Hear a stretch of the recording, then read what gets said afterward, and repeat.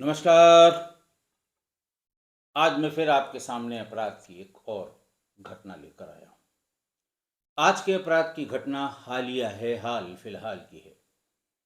प्रदेश वही अपना उत्तर प्रदेश और जिला है कानपुर देहात। बात कुछ यूं कि तारीख थी 27 अक्टूबर और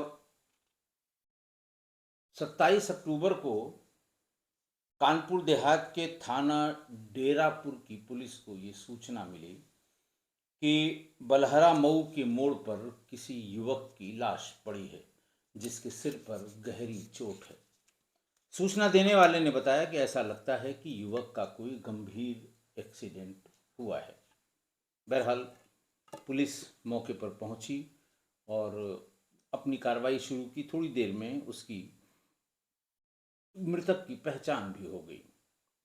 पता ये लगा कि वो कानपुर देहात के ही बरौर थाना क्षेत्र के अंगदपुर का रहने वाला है। अंगदपुर एक गांव है जिसका वो रहने वाला है और उसका नाम प्रदीप शर्मा है। उम्र है 25 वर्ष। वो आंध्र प्रदेश में कहीं नौकरी करता था और छुट्टी लेकर, दिवाली पर छुट्टी लेकर वो आया हुआ था अपने घर, और एक दिन पहले ही आया हुआ था। खैर, पुलिस ने जांच पड़ताल शुरू की, देखना शुरू किया कि क्या मामला है, क्या बात हो सकती है।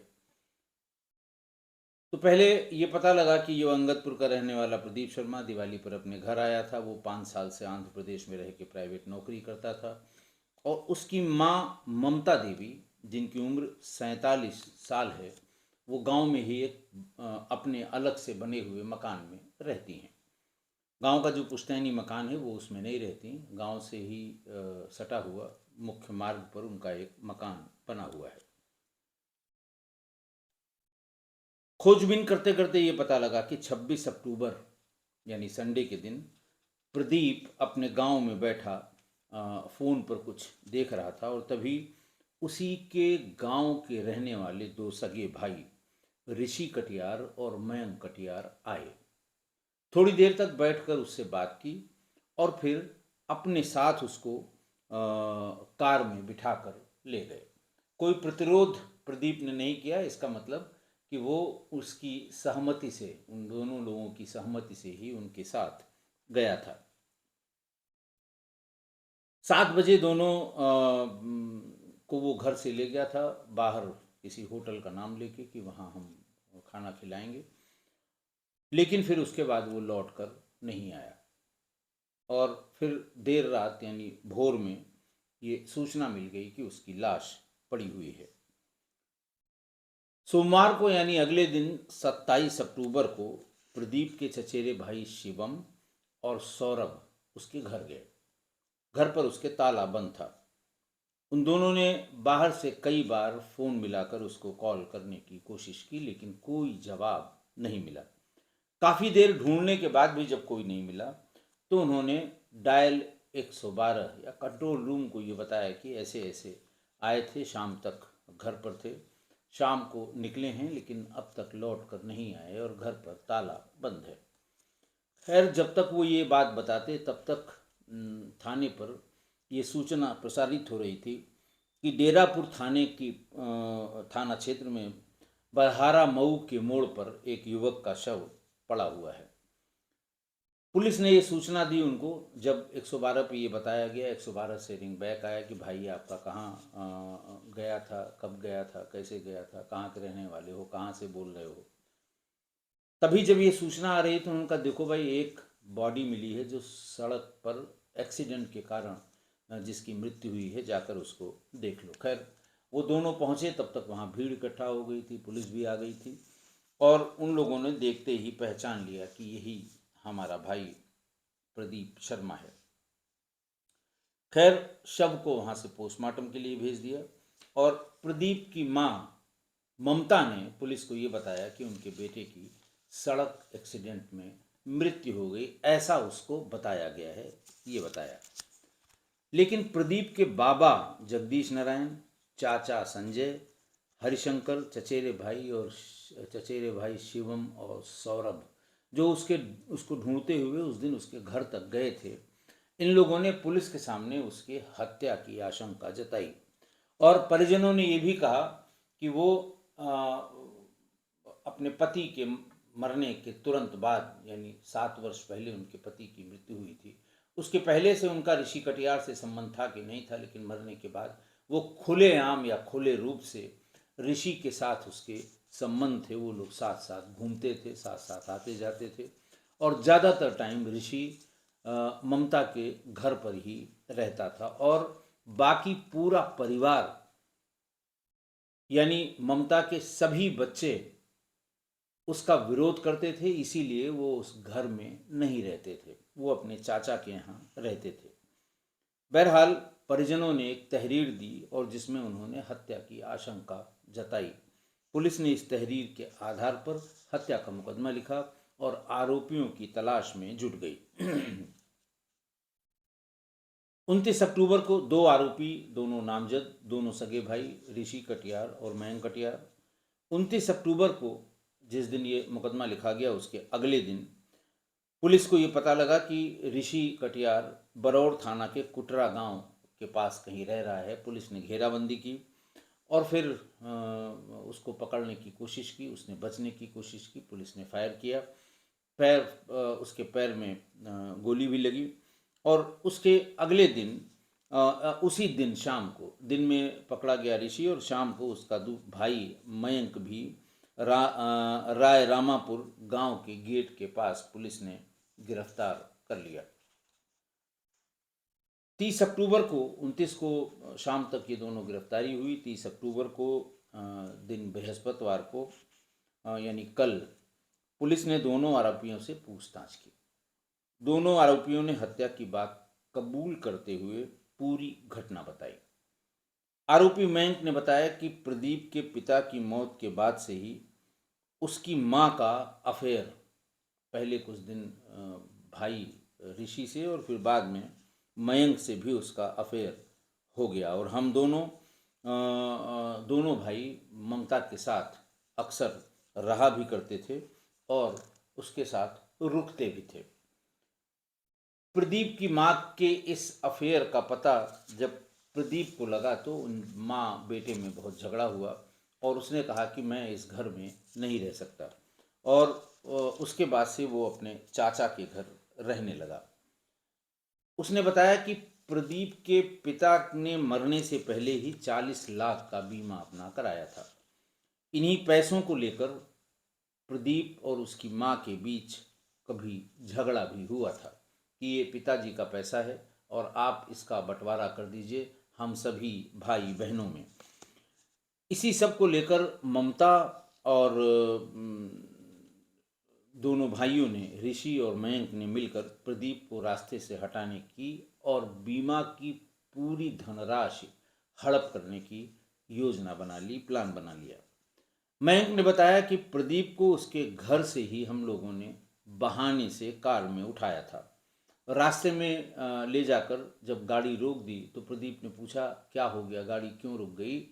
इसी पर पीछे बैठे ऋषि ने उसके सिर पर भारी हथौड़ा दे मारा और मौके पर ही उसकी मौत हो गई।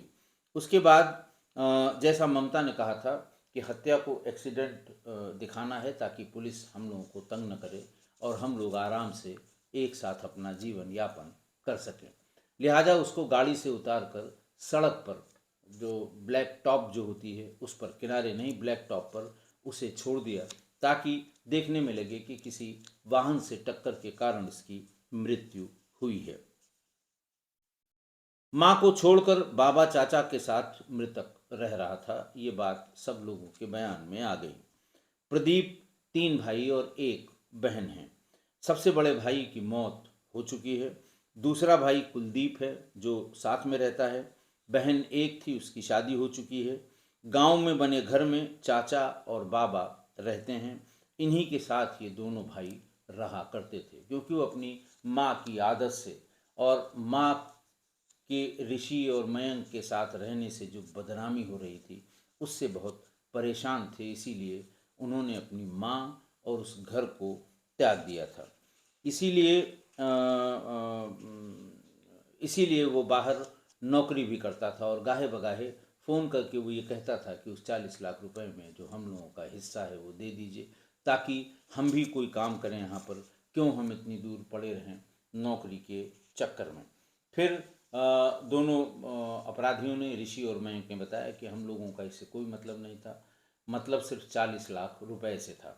संबंध हम लोगों के अपनी जगह, लेकिन हत्या हमने वो 40 लाख रुपए के लिए की थी कि मार देंगे, उसका कहना भी हो जाएगा और फिर उससे हम लोग ज़बरदस्ती 40 लाख रुपए ले लेंगे। आज की घटना देखिए, आज फिर ठीक उसी तरह से जो मैं पिछली आपको 20 घटनाएं मैंने बताई, जिनमें पत्नियों ने प्रेमी के साथ मिलकर पति की हत्या की थी। अब आज वाले अपराध में पति तो बेचारा 7 साल पहले ही भगवान को प्यारा हो गया था। अगर वो जिंदा होता तो उसी की हत्या होती, क्योंकि जिस तरह से ये त्रिकोणात्मक प्रेम संबंधों में पति पत्नी के बीच, पत्नी के पुराने आशिक या पुराने प्रेमी या पुराने जानने वाले या पुराने जिनसे संबंध रहा है, उनके अफेयर के बीच में पति हर जगह रोड़ा बना, टोका टाकी की उसने, लोगों की बात उसके कान तक आई, उसने घर में आके कहा और फिर प्रेमी और पत्नी ने मिलकर पति की हत्या कर दी। मैं बार बार बताता हूँ, ये बिल्कुल नया ट्रेंड है। मेरठ के नीले ड्रम से जो शुरू हुआ ये ट्रेंड है, वो बिल्कुल वो सिलसिला टूटने का नाम नहीं ले रहा है, बदस्तूर जारी है। मुसलसल यही हो रहा है कि पत्नियां अपने प्रेमियों के साथ मिलकर पतियों की हत्या करा रही हैं। तो यहाँ इस घटना में जो सबसे बड़ा रोड़ा था वो उसका बेटा था, प्रदीप शर्मा। बार बार वो टोकता था, लोगों से कहता था, फ़ोन करता था, नाराज़गी जताता था, झगड़ा करता था कि ये बात ठीक नहीं है, गांव में बदनामी होती है। इसलिए उन दोनों ने मिलकर, फिर ममता ने ये कहा कि ये बहुत ज़्यादा चिल्ला रहा है, इसको रास्ते से हटाना होगा। सोचिए, अपने ही बेटे के लिए, जवान बेटे के लिए, उम्र 25 साल थी ऐसे बेटे के लिए, कहा कि इसे मार दो। चूंकि वो बाहर रहता था और फिर इंतज़ार किया गया कि दिवाली में वो ज़रूर आएगा पूजा करने के लिए, और जैसे ही दिवाली में आए उसका काम तमाम कर देना है। वही हम लोगों के संबंधों के बीच में रोड़ा बन रहा है, क्योंकि वो अपनी माँ के अनैतिक आचरण से बहुत नाराज़ रहता था और उसे यही शंका बनी रहती थी कि ये लोग कोई जो ऋषि और मयंक मेरी माँ के पास आते जाते हैं, वो बाकी सब चीज़ें तो अपनी जगह, लेकिन उनकी नज़र उस 40 लाख पर होगी, और उन्हें उसे डर था कि माँ किसी न किसी बहाने 40 लाख रुपए जब भी वो मांगेंगे उन्हें दे देगी। इस वजह से वो उससे झगड़ा करता था, अपना हक मांगता था, पैसा बांटने की बात करता था और समाज और परिवार की दुहाई देता था कि बहुत बदनामी हो रही है। फिर दोनों भाइयों की, बहन की शादी हो गई थी, दोनों भाई माँ की इसी हरकत के कारण उन लोगों ने माँ का घर छोड़ दिया था, चाचा और बाबा के घर रहने लगे थे, चाचा चाची के साथ रहते थे। अच्छा, माँ का प्रेमी बड़ा अपराधी था, गैंगस्टर था, ऋषि कटियार, इसलिए उससे वो डरते भी थे, परिवार भी डरता था, कोई किसी की हिम्मत नहीं पड़ती थी कि इससे कुछ कहा जा सके। और इसी डर से वो इतनी दूर, यानी आंध्र प्रदेश में 5 साल से नौकरी कर रहा था, और नौकरी में जो कुछ पैसा उसे मिलता था वो अपने छोटे भाई की पढ़ाई पर खर्च करता था, त्योहारों पे अपने पैतृक आवास पे आता था और फिर अपने हिस्से के अपने घर के उस हिस्से में बाकी समय में ताला बंद किए रहता था। अब देखिए, गौर करने वाली बात यह है कि जिस समय ममता के पति की मौत हुई होगी उस समय उसकी उम्र 40 साल थी, और बड़ा बेटा उसका जो जो जिसकी डेथ हो गई वो भी करीब 20 साल का, बेटी 21 साल की, और ये बेटा जिसकी उसने हत्या करा दी ये भी 17-18 साल का था। और उसके मरते ही, पति के मरते ही, वो गांव के ही अपराधी ऋषि कटियार से, जो ममता से उम्र में काफ़ी छोटा था, इश्क फरमाने लगी। अच्छा, ऋषि गैंगस्टर था और इसकी वजह से उसे लगता था कि उसे कोई टोकेगा नहीं, कोई रोकेगा नहीं, कोई फप्तियाँ नहीं कसेगा, कोई उसको धमकाएगा नहीं, कोई उससे दूर रहने को कहेगा नहीं।